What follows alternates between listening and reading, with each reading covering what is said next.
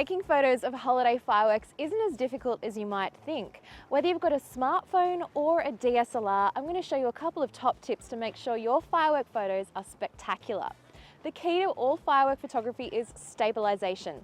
So if you have a smartphone, you might want to invest in something like this. It's a GorillaPod Grip Tight. You place your smartphone in the cradle and it's stable. Of course, if you have a DSLR, a standard tripod is all you'll need. First up, shooting on a smartphone. You can use your default smartphone camera app. If you want to use this, make sure you turn off your flash and HDR mode.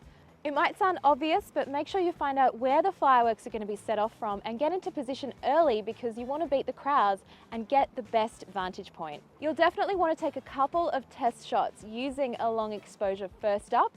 Get an idea of what the exposure will be like, optimum for the light conditions that's around you, and make sure you use that for the fireworks when they start to go off.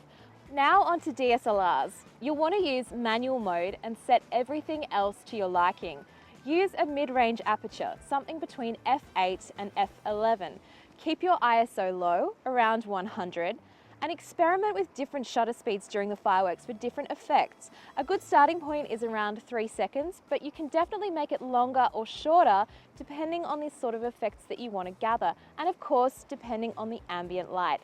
You'll also want to use self-timer on your DSLR so you don't introduce any camera shake. If you have a remote shutter release, this also works really well. Don't feel left out if you have a compact camera though, because there are plenty of tips on how to use a compact for great firework photos over at CNET. I'm Lexi Savides, and remember, have fun with your photography.